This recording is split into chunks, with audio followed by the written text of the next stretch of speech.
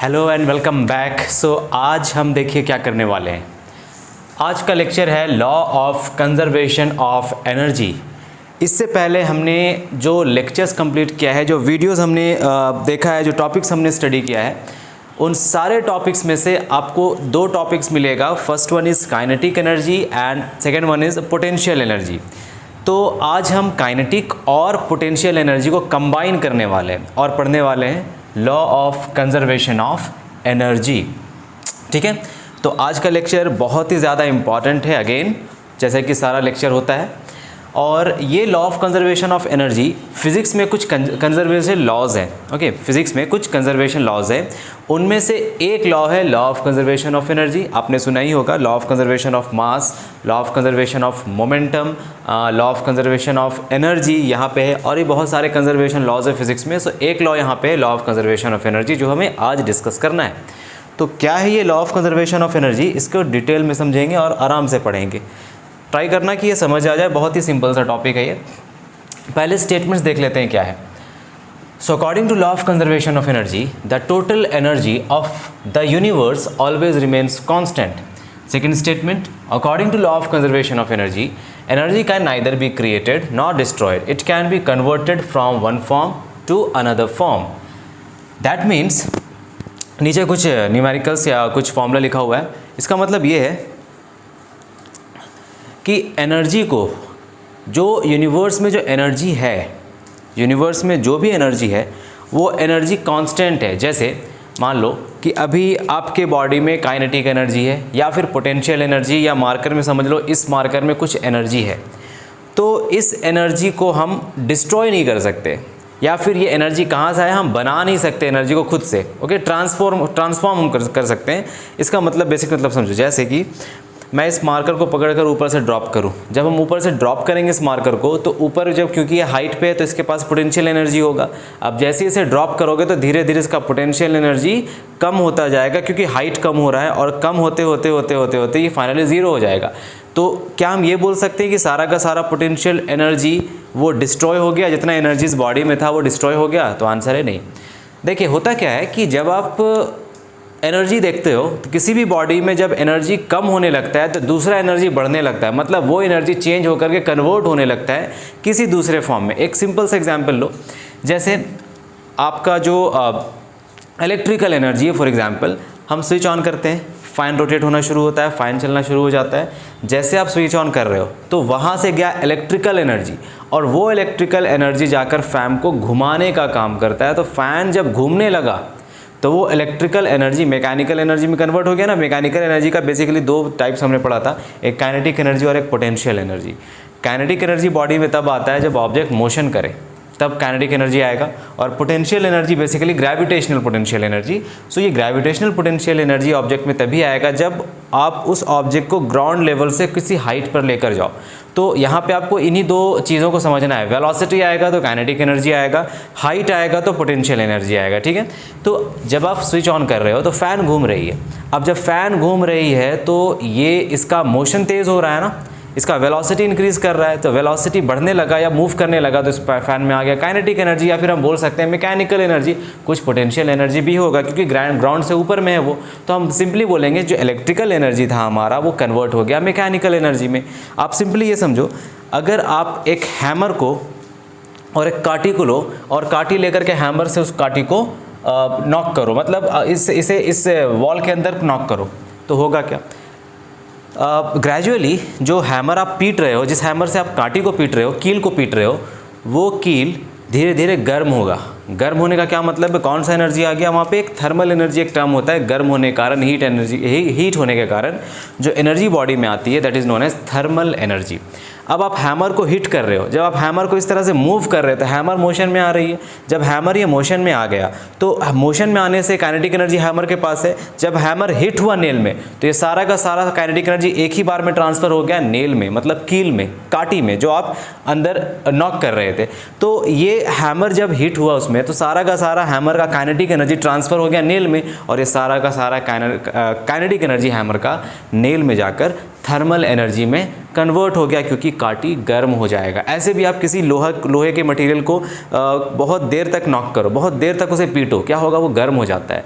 This is example. Second example is, आपने देखा है बैटरी, मैं आपको ट्रांसफॉर्मेशन ऑफ एनर्जी बता रहा हूँ, ठीक है। हम एनर्जी को सिर्फ ट्रांसफ़र करेंगे, अपने से क्रिएट नहीं कर सकते हम। आप सोचोगे कि आज हम 50 जूल का एनर्जी बना लेंगे, तो ऐसा नहीं होगा। आप एनर्जी नहीं बना सकते हो, आप कन्वर्ट कर सकते हो एनर्जीज़ को। अगर सोचो ज़रा कि अगर हम एनर्जी बना ही लेते तो आजकल जो एनर्जी का क्राइसिस चल रहा है, कोल क्राइसिस चल रहा है, जिसके वजह से पावर कट बहुत ज़्यादा अभी के टाइम में देखने को मिल रहा है। जहाँ मैं रहता हूँ यहाँ पावर कट बहुत ज़्यादा फेस करना पड़ता है हमें। तो ऐसा बोला जा रहा है कि मैं झारखंड से हूँ, तो झारखंड में भी फ़िलहाल बहुत ज़्यादा पावर कट का प्रॉब्लम्स फेस करना पड़ रहा है। तो ऐसा न्यूज़ में आया है कि कोल का जो प्रोडक्शन है और कोल प्रोडक्शन कम होने के कारण पावर क्राइसिस यहाँ पे आ रहा है। तो बेसिकली हम कोल की बात क्यों करें, कोयला से हम किसी तरह से कोयला को जलाकर या किसी तरह से उससे एनर्जी एक्सट्रैक्ट करते हैं और कन्वर्ट करते हैं किसी दूसरे फॉर्म में, मतलब इलेक्ट्रिकल एनर्जी के फॉर्म में। अब देखिए, मान लो कि कोई बच्चा ये बोले कि मैं तो एनर्जी बना सकता हूँ, ओके। अगर ऐसा कोई बोले तब तो पावर क्राइसिस का जो प्रॉब्लम है वो तो सॉल्व हो गया ना। अब सॉल्व कैसे हुआ, ज़रा सोचो। अगर कोई बच्चा बोल रहा है मैं आज 100 जूल का एनर्जी बना पाऊंगा, ठीक है। अब हर एक बच्चा, अगर क्लास में मान लो 50 बच्चे हैं और हर एक बच्चा बोल रहा है कि सर मैं 100 जूल का एनर्जी बना लूँगा, सर मैं 100 जूल का एनर्जी बना लूँगा। और मैं भी बोल रहा हूँ, अगर तुम बच्चे हो, मेरे स्टूडेंट्स हो, अगर तुम 100 जूल का एनर्जी बना रहे हो तो मैं तो 5000 जूल का एनर्जी बना सकता हूँ। तो इस तरह से अगर हर कोई एनर्जी बनाने लगे तो पावर क्राइसिस आएगा ही नहीं, पूरे वर्ल्ड में पावर का हमें क्राइसिस होगा ही नहीं। तो इसीलिए देखिए, हम एनर्जी क्रिएट नहीं कर सकते, इम्पॉसिबल है, बना नहीं सकते। हम एनर्जी को कन्वर्ट कर सकते हैं। जैसे आपके पास वो छोटा सा बैटरी होता है ना, ड्राई सेल जिसे हम कहते हैं, जो 10 रुपये में मिलता है, पेंसिल बैटरी। उस बैटरी में अगर हम वायर कनेक्ट कर दें और एक बल्ब लगा दें तो क्या होता है, उस वायर के थ्रू करंट फ्लो करता है और बल्ब ग्लो करता है। तो उस बैटरी में ऐसा क्या है जो पावर के थ्रू बल्ब ग्लो कर जा रहा है। तो होता ये है कि बैटरी के अंदर कुछ एनर्जी स्टोर्ड है in the form of chemicals, कुछ अंदर केमिकल्स होते हैं ना। अब बैटरी के अंदर है केमिकल एनर्जी, अब वो केमिकल एनर्जी कन्वर्ट होने लगता है इलेक्ट्रिकल एनर्जी में, और फिर इलेक्ट्रिकल एनर्जी जो बल्ब में जलता है वो चेंज हो जाता है लाइट एनर्जी में, और लाइट होने के कारण वहाँ पे थोड़ा बल्ब गर्म हो जाता है तो वो फिर कन्वर्ट हो जाता है हीट एनर्जी में। तो कितना ज़्यादा एनर्जी का ट्रांसफॉर्मेशन यहाँ पे देखा, पहले केमिकल एनर्जी कन्वर्ट हुआ, उसके बाद वायर में करंट फ्लो हुआ, केमिकल एनर्जी कन्वर्ट होकर के इलेक्ट्रिकल एनर्जी में गया, फिर इलेक्ट्रिकल एनर्जी कन्वर्ट होकर के बल्ब में गया और बल्ब लाइट हुआ, मतलब light energy, chemical energy, electrical energy, then light energy. अब लाइट जब होगा, बल्ब जब जलेगा तो बल्ब का जो ऊपर का पार्ट है, जो ऊपर का ग्लास होता है, उसे टच करके देखो ज़रा, वो गर्म हो जाता है। तो वहाँ से फिर थर्मल एनर्जी, मतलब हीट एनर्जी। तो एनर्जी को हम इस तरह से ट्रांसफॉर्म कर सकते हैं। तो एक फॉर्म से दूसरे फॉर्म में एनर्जी का ट्रांसफ़र करना या एनर्जी को कन्वर्ट करना is known as transformation of energy या कन्वर्जन ऑफ एनर्जी। हम एनर्जी को हमेशा कन्वर्ट करेंगे, हम एनर्जी को बनाएंगे नहीं और हम एनर्जी को डिस्ट्रॉय नहीं करेंगे। अब इसी का एग्जांपल लो ना, एक बैटरी है तुम्हारे पास, अब तुम बोल रहे हो देखो हम एनर्जी बना रहे हैं, तो एक्चुअली में आप एनर्जी बना नहीं रहे हो, एनर्जी आप कन्वर्ट कर रहे हो। केमिकल एनर्जी कन्वर्ट कर रहे हो किसमें, इलेक्ट्रिकल एनर्जी में। अगर हम इस तरह से बोले कि मेरे पास एक बैटरी है और मैं इस बैटरी का एनर्जी को डिस्ट्रॉय करूँगा, तो ये कहना तो बिल्कुल गलत है। आप एक्चुअली बैटरी की एनर्जी को डिस्ट्रॉय नहीं कर रहे हो, वो एनर्जी वहाँ से निकल रहा है, वो ख़त्म नहीं हो रहा है, मतलब डिस्ट्रॉय नहीं हो रहा है। वो एनर्जी वहाँ से निकला और निकल कर कहाँ चला गया, लाइट एनर्जी में। तो वहाँ से एनर्जी निकल रहा है, मतलब वो एनर्जी ट्रांसफ़र हो रहा है बल्ब में। तो ऐसा नहीं कहना कि बैटरी का एनर्जी डिस्ट्रॉय हुआ, या फिर बल्ब में जो एनर्जी आ रहा है, ऐसा नहीं कहना कि बल्ब एनर्जी को बना रहा है। बल्ब एनर्जी को बनाने का काम नहीं कर रहा है, जो एनर्जी कन्वर्ट हो रहा है, जो बैटरी जो है केमिकल एनर्जी अपना ट्रांसफ़र कर रहा है, वो एनर्जी कन्वर्ट होकर के लाइट एनर्जी में चेंज हो जा रहा है। तो हम एनर्जी के लिए we don't use the word creating the energy or destroying the energy, okay, we only use the word transforming the energy or converting the energy। तो यही है ट्रांसफॉर्मेशन और कन्वर्जन ऑफ एनर्जी का। अब एक बार इस पूरे स्टेटमेंट को फिर से पढ़ेंगे, अब आपको सब कुछ समझ में आने लगेगा। According to law of conservation of energy, the total energy of the universe always remains constant। ठीक है, यूनिवर्स में जितना भी एनर्जी है वो एनर्जी हमेशा कांस्टेंट रहेगा। ऐसा नहीं कि बाहर से कुछ और एनर्जी आ जाएगा यूनिवर्स के अंदर, या यूनिवर्स से कुछ एनर्जी डिस्ट्रॉय हो जाएगा। जो भी एनर्जी, जैसे एक सिस्टम समझ लो ना, तुम्हारे पास एक बॉक्स है, उस बॉक्स में तुम्हारे पास 4-5 पार्टिकल्स है। उस बॉक्स को पकड़ ज़ोर से इस तरह से शेक करो, शेक करने से पार्टिकल्स एक दूसरे से लड़ेंगे और कुछ टाइम के बाद वो बॉक्स के अंदर जो पार्टिकल्स जो टकरा रहे, कोलिजन हो रहा है पार्टिकल्स के अंदर, वो गर्म हो जाएगा। तो बॉक्स के अंदर ही है ना सारा एनर्जी, कहीं बाहर से तो हम एनर्जी लेकर नहीं आए। एनर्जी क्या हुआ, हमारे इस तरह से शेक करने से अंदर पार्टिकल्स शेक हुआ, पार्टिकल्स एक दूसरे से कोलाइड किया और पार्टिकल जो हमने एनर्जी प्रोवाइड किया, मतलब हमारा मस्कुलर एनर्जी जो हमारे हाथ से जा रहा है, हमारे बॉडी का एनर्जी, वो गया अंदर, ट्रांसफ़र हुआ और अंदर एनर्जी का ये हो गया, मतलब अंदर एनर्जी बढ़ गया। कहाँ से आया? अगर हम खुद को और इस बॉक्स को एक सिस्टम मान लें, सिस्टम क्या होता है? मैं और ये बॉक्स, हम दोनों मिलकर एक सिस्टम बना रहे हैं, तो एनर्जी इस वाले सिस्टम से बाहर तो नहीं गया या बाहर से कुछ एनर्जी अंदर तो नहीं आया, हम दोनों एक सिस्टम बना रहे हैं। अगर इस सिस्टम को पूरा एक सर्कल में बंद कर दो तो इस सिस्टम के अंदर ही है ना सारा एनर्जी। मान लो इसमें पहले एनर्जी, शेक करने से पहले इसमें एनर्जी 0 था और मेरे बॉडी में 50 जूल का एनर्जी था, तो मैंने एनर्जी को ट्रांसफ़र किया, शेक किया मैंने इस बॉक्स को। जब ज़ोर से शेक करेंगे तो ये एनर्जी, मेरा जो मैस्कुलर एनर्जी वो घटेगा। मान लो 50 जूल से मेरे अंदर एनर्जी हो गया 25 जूल। 25 जूल कहाँ गया? डिस्ट्रॉय हो गया? नहीं, 25 जूल इस बॉक्स के अंदर चला गया in the form of thermal energy, हम बोल सकते हैं हीट एनर्जी में इधर ट्रांसफ़र हो गया। मेरे बॉडी से एनर्जी ट्रांसफ़र हो गया इस बॉक्स में। तो पूरे सिस्टम को देखो, बॉक्स और मैं, ये पूरा सिस्टम है। इनिशियली क्या था? बॉक्स में 0 था, मेरे में 50 था, टोटल एनर्जी कितना हो गया? 50 + 0, 50 जूल अभी भी है। अब शेक करने के बाद, इनिशियल कंडीशन आपको समझ आ गया, अब शेक करने के बाद वाले कंडीशन पे आते हैं। तो बॉक्स है मेरे पास, इसको बहुत ज़ोर से शेक करने के बाद अब फाइनल कंडीशन देखो, इस बॉक्स के अंदर कितना जूल ऑफ एनर्जी का ट्रांसफर हुआ? 25 जूल। और मेरे अंदर कितना है? 25 जूल। तो 25 जूल यहाँ है, 25 जूल मेरे पास है। पूरे सिस्टम में कितना एनर्जी है? 25 जूल मेरे पास, 25 जूल इस बॉक्स के अंदर, 25 + 25 50 जूल। पहले भी 50 जूल था, अभी भी 50 जूल पूरे सिस्टम में है। तो यही इसका मतलब है that law of conservation of energy states that the total energy of the universe, पूरे यूनिवर्स का एक सिस्टम मान लो तुम, और यूनिवर्स के अंदर कुछ भी हो रहा है, कोलिजन हो रहा है, अट्रैक्शन हो रहा है, रिपल्शन, कुछ भी हो रहा है, उसे रहने दो, लेकिन जो एक सिस्टम बना है यूनिवर्स का, उस सिस्टम में टोटल एनर्जी हमेशा क्या रहेगा? कांस्टेंट रहेगा। This word is very important. हमेशा एनर्जी कांस्टेंट होता है, एनर्जी चेंज नहीं, सॉरी, एनर्जी डिस्ट्रॉय नहीं होगा या क्रिएट नहीं होगा।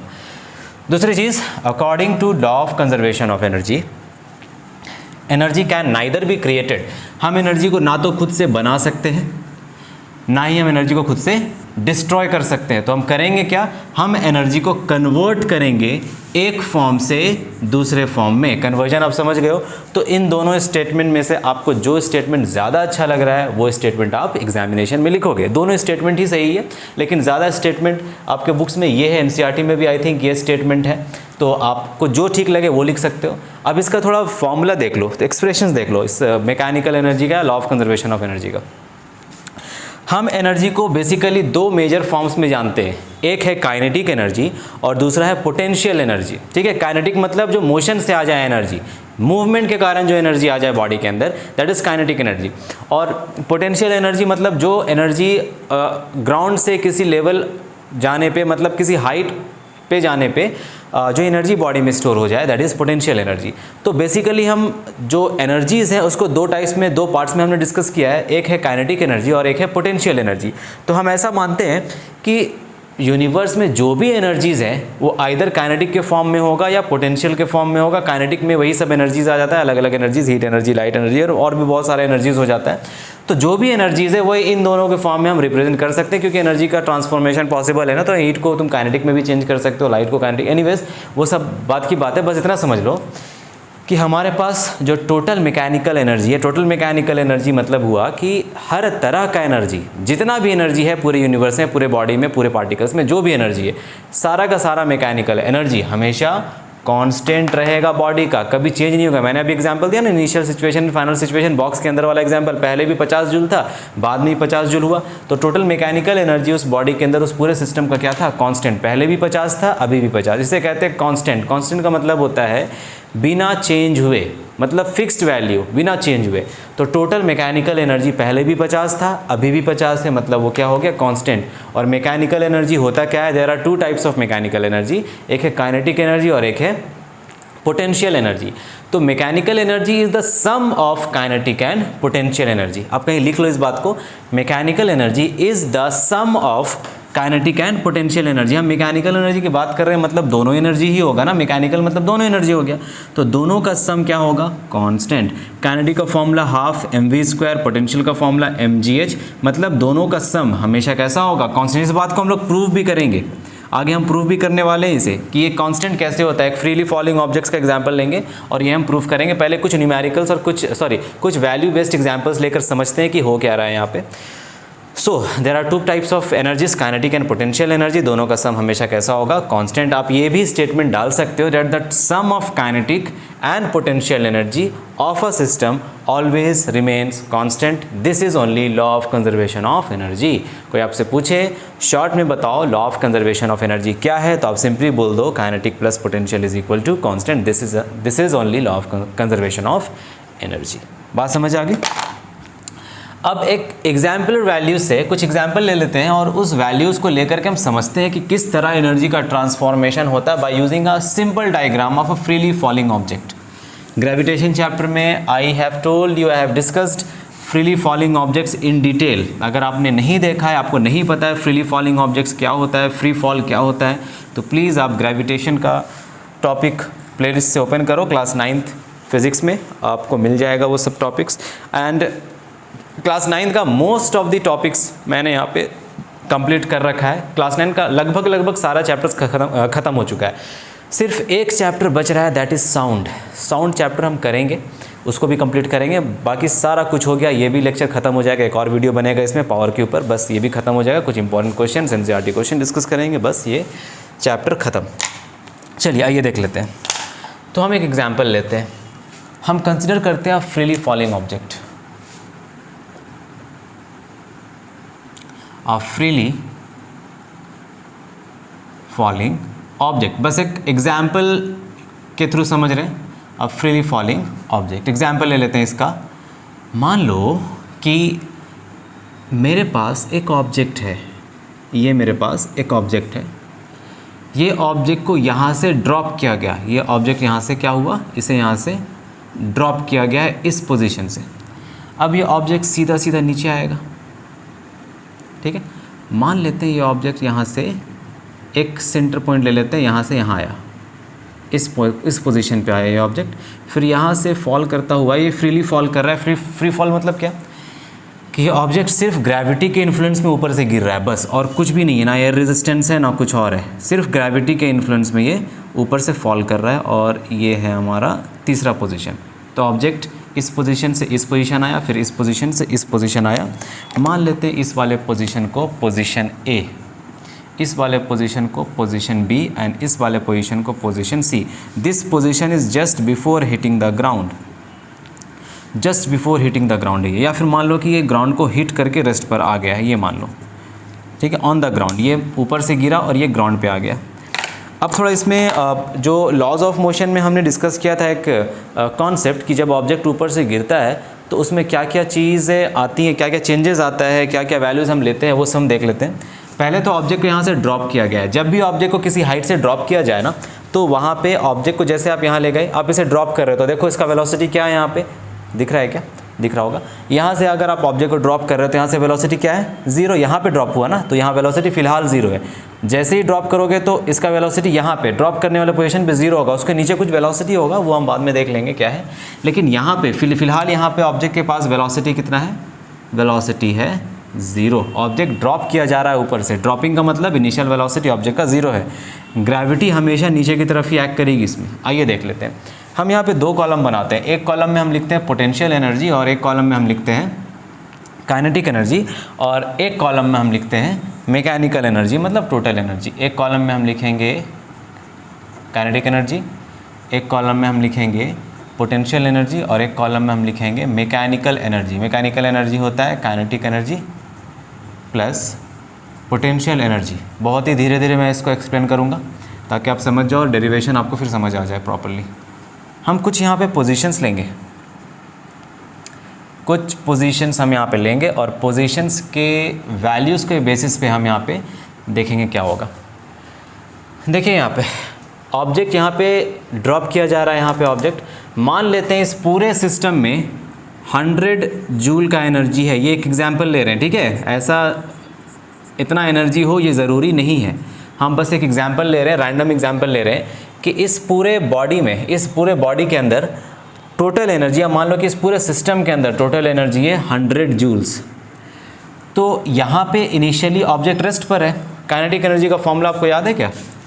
Kinetic energy is equal to half mv²। Potential energy is equal to mgh। चलिए देखिए, अगर वेलोसिटी ज़ीरो है मतलब ये रेस्ट पर है, कोई पार्टिकल रेस्ट पर होता है तो उसका काइनेटिक एनर्जी कितना होता है, यहाँ पे वैल्यूज पुट करके देख लो। v ज़ीरो है मतलब वेलोसिटी ज़ीरो है तो पूरा वैल्यू ज़ीरो हो गया, काइनेटिक एनर्जी क्या हो गया, ज़ीरो।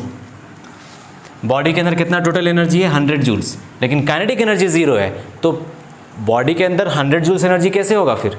इसका ये मतलब है कि जो दूसरा एनर्जी है वो पूरा का पूरा 100 जूल है। अब काइनेटिक प्लस पोटेंशियल ऐड करके देख लो, kinetic is 0 plus potential is 100, that is equal to what, 100 joules आया। समझ रहे हो, बॉडी के पास इस पोजीशन पे काइनेटिक एनर्जी था 0, क्या इस पोजीशन पे बॉडी के पास पोटेंशियल एनर्जी 0 होगा, नहीं हो सकता क्योंकि ये हाइट पे है ना, और पोटेंशियल एनर्जी हाइट पे डिपेंड करता है। चेक कर लो, पोटेंशियल एनर्जी हाइट पे डिपेंड करता है। यहाँ देखो ये फॉर्मूला mgh, अगर बॉडी के पास हाइट है, इस ऑब्जेक्ट को इतने हाइट ऊपर उठाया गया है मतलब यहाँ पे कुछ ना कुछ पोटेंशियल एनर्जी ऑब्जेक्ट में होगा, तो पोटेंशियल एनर्जी कितना होगा, टोटल एनर्जी है 100 जूल्स, जिसमें से काइनेटिक एनर्जी तो 0 है, यहाँ पे हो ही नहीं सकता काइनेटिक एनर्जी क्योंकि ये रेस्ट पर है। रेस्ट, जितने भी पार्टिकल्स रेस्ट पर होते हैं उनमें काइनेटिक एनर्जी 0 होता है, लेकिन इसे हाइट तक यहाँ तक उठाया गया है मतलब इसमें पोटेंशियल एनर्जी है, और वो किसके बराबर है, 100 जूल्स के बराबर इसे होना पड़ेगा क्योंकि पूरा एनर्जी कांस्टेंट रहना चाहिए। एनर्जी कितना रहना चाहिए, कांस्टेंट रहना चाहिए, 100 जूल्स का एनर्जी होना चाहिए सम करने पे भी। तो अगर ये 0 है तो इसे 100 जूल बनाने के लिए एनर्जी कितना होना पड़ेगा, 100 जूल्स होना पड़ेगा। ठीक है, ये एक पोजीशन हो गया। अब यहाँ पे एक और रैंडम पोजीशन हम ले लेते हैं, यहाँ पे इस पोजीशन पे। अब जब ऑब्जेक्ट नीचे की तरफ गिरेगा तो क्या यहाँ पे वेलोसिटी 0 होगा, नहीं होगा 0। अगर यहाँ पे 0 नहीं है मतलब काइनेटिक एनर्जी 0 नहीं होगा। ऑब्जेक्ट मूव कर रहा है, नीचे की तरफ मूव कर रहा है, यहाँ पे तो रेस्ट पर था, ऐसे पकड़ कर रखे हैं, रेस्ट पर है, यहाँ पे काइनेटिक एनर्जी 0 लेकिन कुछ ना कुछ पोटेंशियल एनर्जी है। अब इस पोजीशन पे मान लेते हैं काइनेटिक एनर्जी 0 से इंक्रीज़ किया, क्योंकि वेलोसिटी बढ़ता जाता है ना, जैसे हम ऊपर से ऑब्जेक्ट को ड्रॉप करते हैं, ऊपर से नीचे आने के टाइम ऑब्जेक्ट का वेलोसिटी लगातार बढ़ता जाता है क्योंकि ग्रेविटी उसे खींचता है ऊपर से नीचे की तरफ। जब ग्रेविटी ऑब्जेक्ट को खींच रही है मतलब वेलोसिटी लगातार बढ़ता जा रहा है। अगर वेलोसिटी लगातार बढ़ रहा है, वेलोसिटी बढ़ रहा है मतलब काइनेटिक एनर्जी भी बढ़ेगा, क्योंकि काइनेटिक एनर्जी v पे डिपेंड करता है। v बढ़ेगा तो काइनेटिक एनर्जी बढ़ेगा, v घटेगा तो काइनेटिक एनर्जी घटेगा, v 0 होगा तो काइनेटिक एनर्जी भी 0 होगा। सिमिलरली यहाँ पे अगर हाइट बढ़ रहा है तो पोटेंशियल एनर्जी बढ़ेगा, हाइट घट रहा है तो पोटेंशियल एनर्जी घटेगा, हाइट 0 हो गया तो पोटेंशियल एनर्जी 0 हो गया। अब देखो इस पोजीशन पे वेलोसिटी पार्टिकल का इंक्रीज करेगा तो काइनेटिक एनर्जी अब 0 से बढ़ते बढ़ते बढ़ते मान लो 0 से हो गया 30 जूल काइनेटिक एनर्जी। मान लेते हैं कि एग्जाम्पलर वैल्यू है ये, बस समझाने के लिए क्या हो रहा है।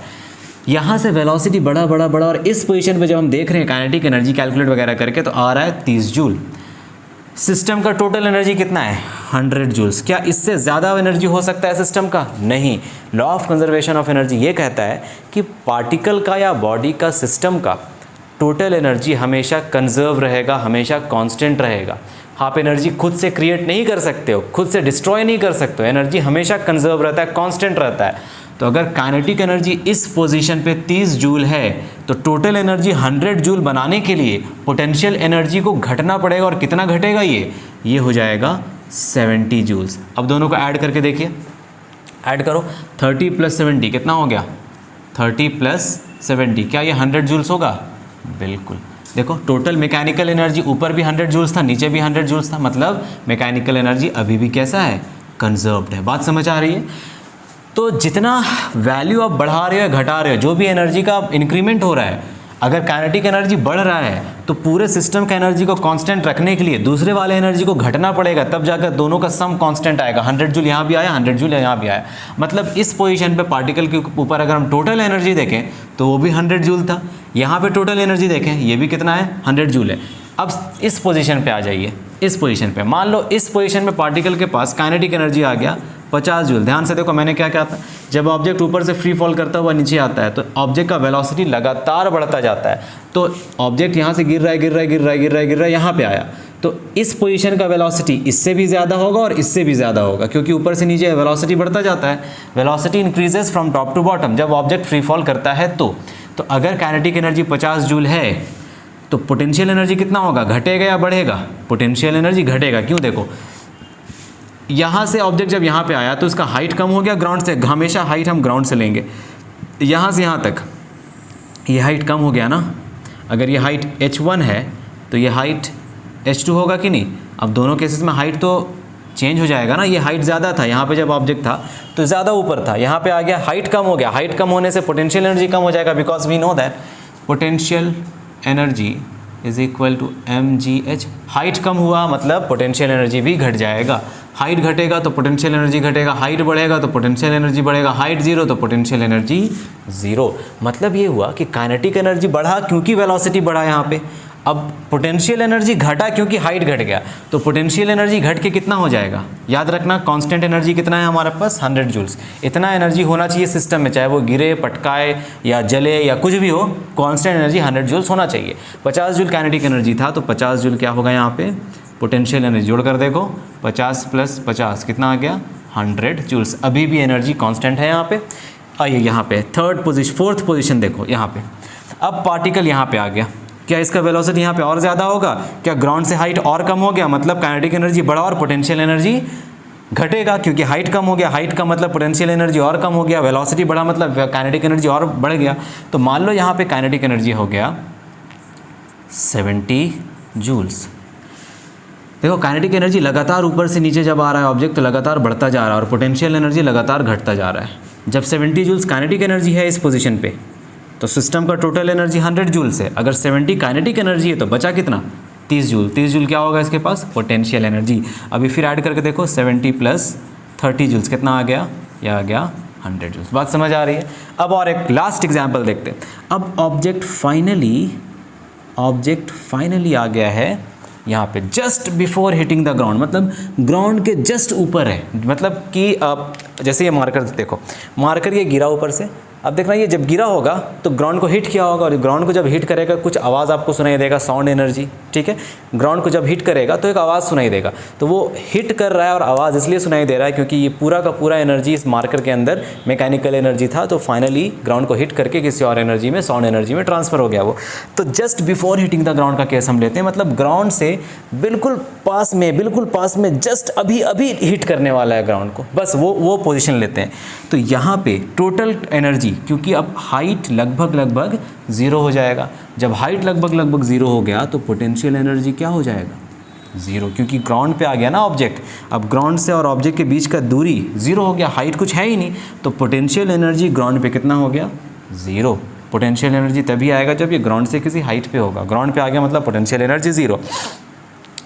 अब बताओ, पूरा सिस्टम का एनर्जी कांस्टेंट होना चाहिए according to law of conservation of energy. जब पोटेंशियल एनर्जी 0 है तो काइनेटिक को कितना बनना पड़ेगा? 100 बनना पड़ेगा। तब ये 100 + 0 विल गिव यू 100 जूल्स। देखो यहाँ से अब इसमें हम कुछ कंक्लूजन्स ड्रॉ करेंगे। ये तो एग्जाम्पल है, कंक्लूजन्स ड्रॉ करेंगे। ध्यान से देखो काइनेटिक एनर्जी के कॉलम को। क्या काइनेटिक एनर्जी ऊपर से नीचे आने के समय लगातार बढ़ता जा रहा है? क्या ये टोटल सिस्टम का एनर्जी से ज़्यादा हुआ? कहीं भी नहीं। टोटल सिस्टम का एनर्जी कितना था? 100 जूल्स। बढ़ा बढ़ते 100 जूल्स आकर के स्टॉप कर गया। उससे ज़्यादा नहीं बढ़ सकता, क्योंकि सिस्टम के अंदर जितना एनर्जी स्टोर्ड था वो था 100 जूल्स का। मतलब यहाँ पे हम बोल सकते हैं कि फ्री फॉल के अंदर जब ऑब्जेक्ट ऊपर से नीचे गिरता है तो काइनेटिक एनर्जी लगातार इंक्रीज़ करता है, और पोटेंशियल एनर्जी फ्री फॉल के अंदर ऊपर से नीचे आने के समय लगातार डिक्रीज़ करता है। Potential energy decreases continuously. और एक और चीज़ यहाँ पे नोटिस कर रहे हो, कंक्लूड करेंगे। एक चीज़ नोटिस करो, काइनेटिक एनर्जी में जितना चेंज आ रहा था पोटेंशियल एनर्जी में भी उतना ही चेंज आ रहा था। चेक करो, काइनेटिक एनर्जी बढ़ा कितना? 0 से 30, ये बढ़ा। पोटेंशियल एनर्जी कितना घटा? 100 से 70, ये भी 30 है। यहाँ चेंज 30 है, यहाँ भी चेंज 30 है। बात समझ आ रही है? मतलब ये कि जितना यहाँ पे बढ़ा है 0 से 30 जूल आने में प्लस 30 जूल एनर्जी ये गेन किया है, इज़न्ट इट? और 100 से 70 जूल आने में ये -30 जूल का एनर्जी लूज़ किया है। मतलब ये कि द एक्सपेंस ऑफ या the change of energy is at the expense of the change of another energy. That means ये मतलब है कि जितना एनर्जी का गेन आएगा उतना ही एनर्जी का लॉस आएगा। काइनेटिक एनर्जी जिस रेट से बढ़ेगा पोटेंशियल एनर्जी उसी रेट से घटेगा ऊपर से नीचे आने के टाइम। काइनेटिक एनर्जी जिस रेट से बढ़ रहा है, देखो रेट यहाँ 0 से 30 जूल बढ़ा तो 30 जूल घटा। अब 30 से 50 कितना जूल बढ़ा होगा यहाँ पे, यहाँ बढ़ा 20 जूल, यहाँ कितना घटा होगा -20 जूल। समझ आ रहा है? 70 से 50 जिस रेट से बढ़ा उसी रेट से घटा। अगेन यहाँ पे 70 50 60 70 अगेन 20 जूल से बढ़ा, अगेन -20 जूल से घटा, अगेन 30 जूल से बढ़ा, अगेन यहाँ से यहाँ तक -30 जूल से घटा।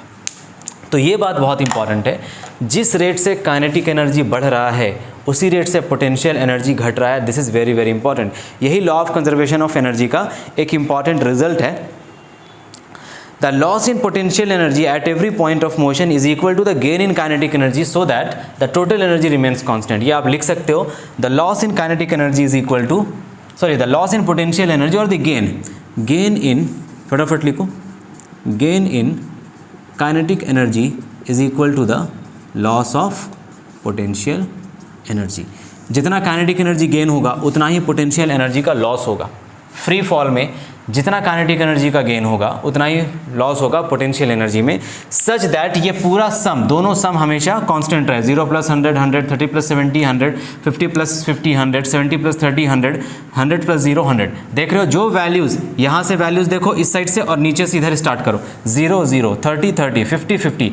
बीच में, बिल्कुल बीच में जब ऑब्जेक्ट बी पोजिशन पे था, मिड वे बोलेंगे इसे, ये मिड वे है, this is the mid way, बिल्कुल बीच में। जितना काइनेटिक एनर्जी ऑब्जेक्ट के पास होगा उतना ही पोटेंशियल एनर्जी ऑब्जेक्ट के पास होगा, क्योंकि जितना गेन होता है काइनेटिक एनर्जी में उतना ही लॉस होता है पोटेंशियल एनर्जी में। तो बीच में ऑब्जेक्ट के पास जितना काइनेटिक एनर्जी होता है, बीच में उतना ही पोटेंशियल एनर्जी ऑब्जेक्ट के पास होता है। देख रहे हो, जिस रेट से ये बढ़ता जा रहा है उसी रेट से ये घटता जा रहा है, यहाँ से यहाँ तक 0 0, 30 30, 50 50, 70 70, 100 100। समझ आ गई? और एक और चीज़ नोटिस करो, जब ऑब्जेक्ट ऊपर से नीचे आता है तो टॉप पोजीशन पे, टॉप मोस्ट पोजीशन पे काइनेटिक एनर्जी मैक्सिमम होता है। इस पोजीशन पे, टॉप पोजीशन पे काइनेटिक एनर्जी क्या होता है, ये होता है मैक्सिमम। याद रखना इसे, sorry, kinetic energy 0, minimum. Kinetic energy होता है मिनिमम। मिनिमम में कितना होता है, 0। और 0 क्यों होता है, इसका भी रीज़न है, क्योंकि यहाँ पे वेलोसिटी 0 है तो काइनेटिक एनर्जी भी 0 होगा।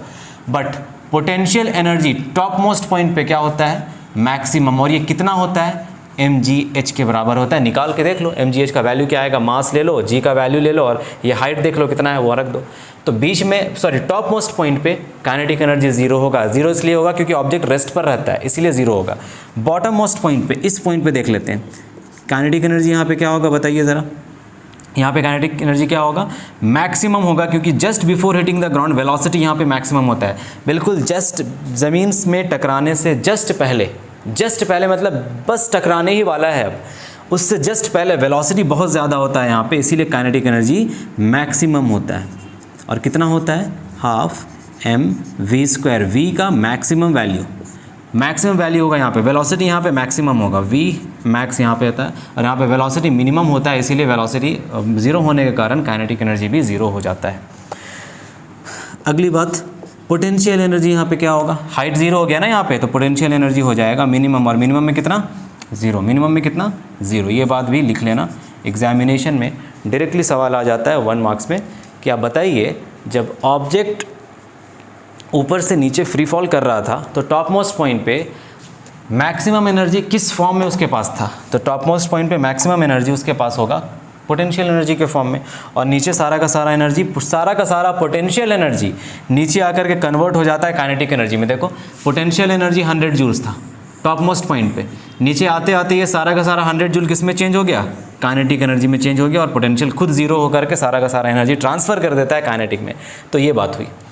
बीच में यहाँ पे क्या हो रहा है, यहाँ पे जितना काइनेटिक एनर्जी होगा उतना ही पोटेंशियल एनर्जी होगा। बिल्कुल बीच में जितना काइनेटिक एनर्जी होगा उतना ही पोटेंशियल एनर्जी होगा। तो ये एक एग्जाम्पल के थ्रू, एक वैल्यूज़ के थ्रू हमने समझा कि काइनेटिक और पोटेंशियल क्या होता है। ध्यान देना, काइनेटिक एनर्जी बढ़ेगा अगर वेलोसिटी बढ़ेगा। वेलोसिटी 0 जहाँ पे हुआ, काइनेटिक एनर्जी आग बंद करके बस 0 कर देना। पोटेंशियल एनर्जी के केस में हाइट देखना है आपको। हाइट अगर आप देख रहे हो, हाइट अगर 0 है तो पोटेंशियल एनर्जी 0। हाइट मैक्सिमम है, potential energy maximum. Height minimum है, पोटेंशियल एनर्जी मिनिमम। तो टॉप मोस्ट पॉइंट पे आप बताओ, इसे छिपा दो, पहले आंसर करो, क्वेश्चन का आंसर करो। पोटेंशियल एनर्जी कितना होता है, सॉरी पोटेंशियल एनर्जी मैक्सिमम किस पोजीशन पे होता है? तो आप बोलोगे क्योंकि हाइट मैक्सिमम होता है ऊपर में, तो पोटेंशियल एनर्जी ऊपर में मैक्सिमम होगा। काइनेटिक एनर्जी मैक्सिमम कहाँ पे होता है? Just before hitting the ground, क्योंकि वेलोसिटी बहुत ज़्यादा होता है यहाँ पे, तो ये हो गया आपका maximum kinetic energy. Maximum potential energy top पे, मिनिमम काइनेटिक एनर्जी बॉटम पे। पोटेंशियल एनर्जी जीरो कहाँ होगा? ग्राउंड पे। काइनेटिक एनर्जी जीरो कहाँ होगा? टॉप पे। तो ये एक एग्जांपल है। अब हम प्रूव करेंगे law of conservation of energy. फटाफट इसे कॉपी करो और एक बार प्रॉपर्ली इसको रिवाइज कर लो। एग्जाम लिखने से पहले एक बार आप इस पूरे एग्जाम्पल को जो मैंने दिया है एक बार इसे समझ लेना और समझ करके इसे खुद से लिखने की कोशिश करना, ये बहुत इंपॉर्टेंट है। जिस रेट से काइनेटिक एनर्जी बढ़ेगा उसी रेट से पोटेंशियल एनर्जी घटेगा। ओके, सारा का सारा एनर्जी धीरे धीरे कन्वर्ट होता जाता है दूसरे फॉर्म में। ठीक है, देखिए यहाँ पे जीरो एनर्जी था, ये जीरो एनर्जी कन्वर्ट होता गया और 100 जूल्स में आ गया। ये 100 जूल का एनर्जी फाइनली जीरो हो गया और सारा का सारा एनर्जी कन्वर्ट हो गया काइनेटिक के फॉर्म में। ओके, समझ आ गया है? पॉज करके इसे कॉपी कर लो प्रॉपर्ली। अब हम डेरिवेशन करने वाले हैं law of conservation of energy. एक प्रूफ दे देते हैं, न्यूमेरिकल वैल्यू से तो समझ गए आप। एक एक्सप्रेशन, एक फॉर्मूला, जनरल फॉर्मूला हम डिराइव कर लेते हैं 3 पोजीशन के लिए, टॉप पोजीशन के लिए, मिड पॉइंट के लिए और बॉटम पोजीशन के लिए कंजर्वेशन ऑफ एनर्जी को हम डिराइव कर लेते हैं। चलो, proof of law of conservation of energy.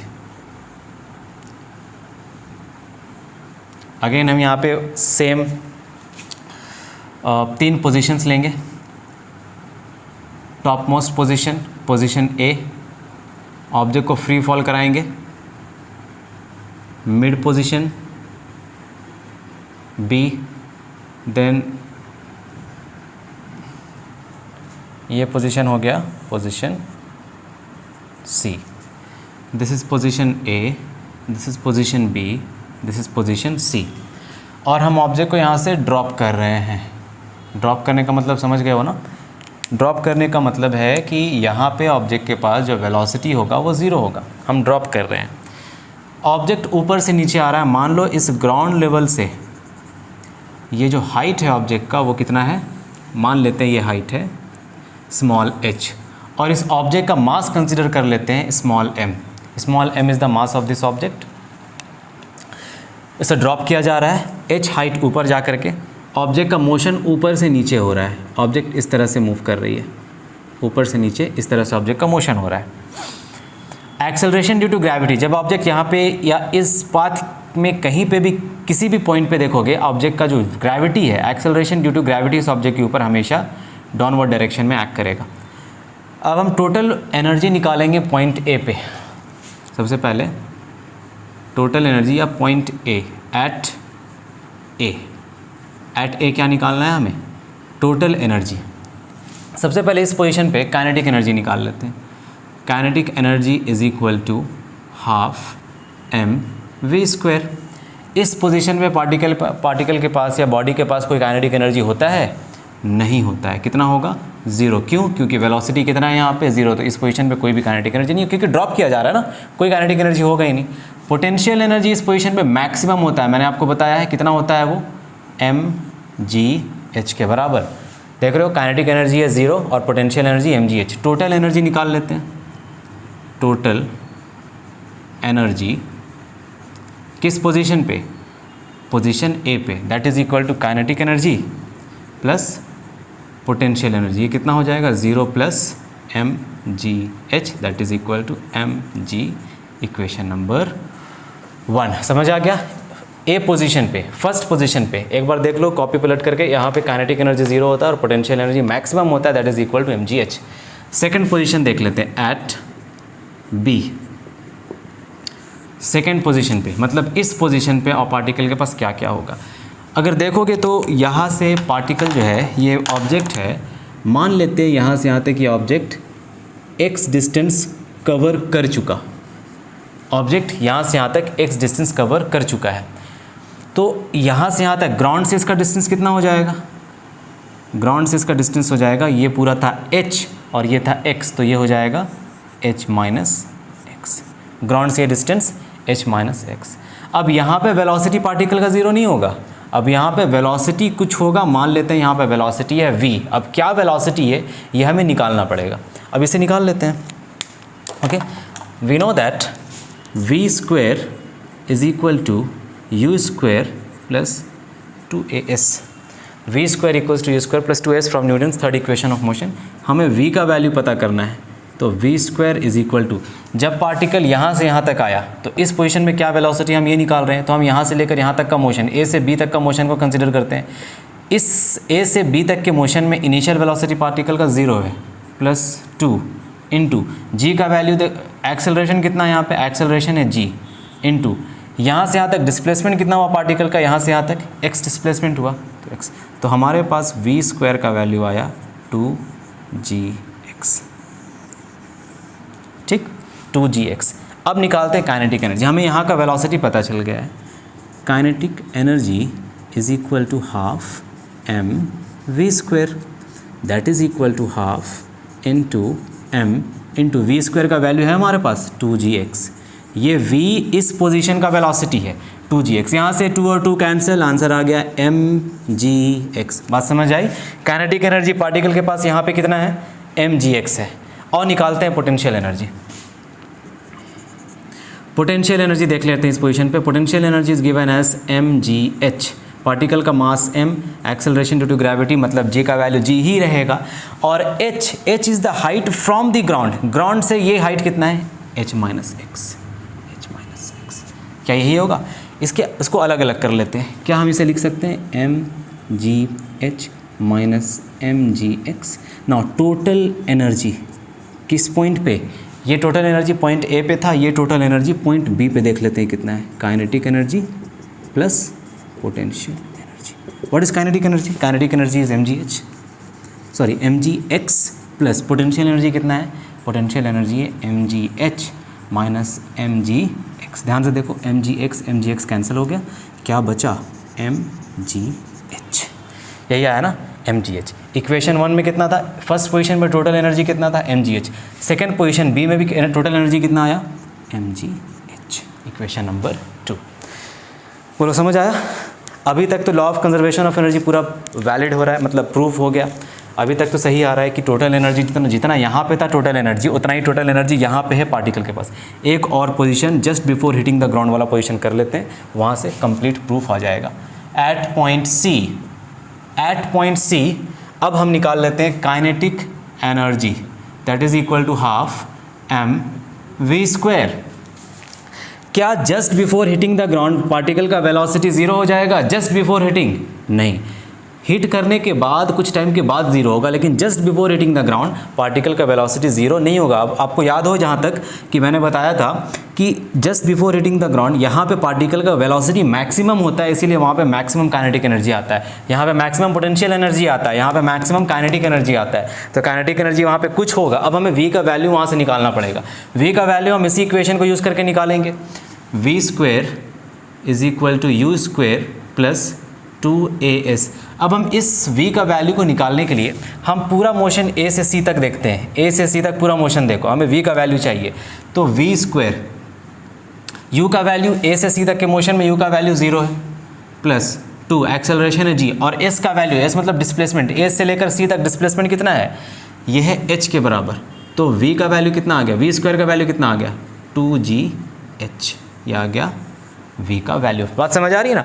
ये जो हमने लिया था ना, ये इक्वेशन, ये हम किसके लिए ले रहे थे, मैं यहाँ लिख रहा हूँ, ये हम कंसिडर कर रहे थे a से लेकर b तक का, यस, a से b तक का मोशन हम देख रहे थे यहाँ पे, बट हम इस इक्वेशन के लिए हम मोशन देख रहे हैं a से लेकर c तक। चलो, v स्क्वायर का वैल्यू है हमारे पास, that is 2gh। Now kinetic energy का वैल्यू पुट करते हैं, इस एक्सप्रेशन में पुट करते हैं इस वैल्यू को। Kinetic energy is equal to half M we square, that is equal to half into m into v square is 2gh। यहाँ से 2 और यहाँ से 2 कैंसिल, आंसर आ गया mgh। ये है काइनेटिक एनर्जी इस पोजीशन पे। देखो एग्जाम्पल में जो वैल्यूज़, न्यूमेरिकल वैल्यूज़ के थ्रू जो एग्जाम्पल आपको दिया गया है, क्या उसमें जितना एनर्जी यहाँ पे होता है उतना ही एनर्जी यहाँ पे होता है? ऊपर में वहाँ कितना एनर्जी था, टोटल एनर्जी 0 + 100, टोटल 100 जूल था, मतलब टोटल एनर्जी यहाँ पोटेंशियल के फॉर्म में था। तो यहाँ पे भी टोटल एनर्जी कितना होगा, उसी के फॉर्म में आएगा ना। देखो टोटल एनर्जी क्या था यहाँ पे, mgh, और यहाँ पे कितना आ रहा है mgh, मतलब यही टोटल एनर्जी है बॉडी के ऊपर। यहाँ पे सिस्टम के ऊपर टोटल mgh एनर्जी था, यहाँ पे भी mgh आया, यहाँ पे भी क्या आएगा, mgh ही आएगा। अब पोटेंशियल एनर्जी निकाल कर देख लो, potential energy is equal to mgh। बताइए just before hitting the ground, ये बॉल ग्राउंड से कितना हाइट ऊपर होगा, बहुत कम ऊपर होगा, ना के बराबर है वो, तो जीरो हम ले सकते हैं इसको। तो यहाँ पे h जीरो, तो पोटेंशियल एनर्जी यहाँ पे ज़ीरो होता है, यहाँ पे पोटेंशियल एनर्जी ज़ीरो होता है, और यहाँ पे काइनेटिक एनर्जी ज़ीरो होता है। यहाँ पे काइनेटिक एनर्जी मैक्सिमम होता है और यहाँ पे पोटेंशियल एनर्जी मैक्सिमम हो जाएगा। तो टोटल